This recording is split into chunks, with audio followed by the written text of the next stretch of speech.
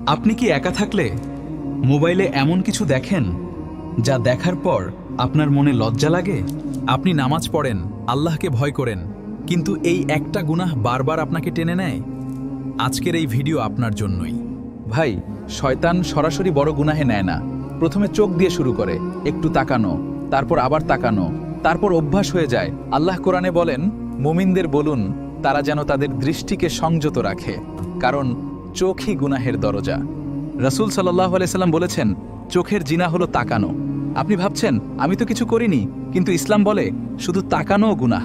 যখন আপনি একা থাকেন, কেউ দেখে না, কেউ বাধা দেয় না, কিন্তু ভুলে যাবেন না আল্লাহ সবসময় দেখছেন। এই অনুভূতি হারিয়ে গেলে গুনাহ সহজ হয়ে যায়। এই অভ্যাস আপনার ঈমান দুর্বল করে, নামাজে মনোযোগ কমায়, মনের ভিতর অশান্তি আসে। আপনি হয়তো বুঝতেও পারেন না, কিন্তু ভিতর থেকে আপনি ভেঙে পড়েন। একা থাকলে মোবাইল কম ব্যবহার করুন, হারাম কন্টেন্ট ব্লক করুন, চোখ নিচু রাখার অভ্যাস করুন, বেশি বেশি রোজা রাখুন, সাথে সাথে তাওবা করুন। ভাই, পড়ে গেলে সমস্যা না, কিন্তু পড়ে থেকে গেলে সমস্যা। আজ সিদ্ধান্ত নিন, আপনি লুকিয়ে গুনাহ করবেন নাকি আল্লাহর জন্য নিজেকে বদলাবেন। আল্লাহ বলেন, নিশ্চয়ই তিনি তাওবা কবুল করেন। ফিরে আসুন, আল্লাহ আপনার অপেক্ষায় আছেন। যদি ভিডিওটি ভালো লাগে, লাইক দিন, কমেন্টে লিখুন আমিন, শেয়ার করুন, হয়তো কারো হেদায়েতের কারণ হবে। এমন ইসলামিক ভিডিও পেতে ফলো বা সাবস্ক্রাইব করে রাখুন। আল্লাহ আমাদের সবাইকে গুনাহ থেকে বাঁচার তৌফিক দিন। আমিন।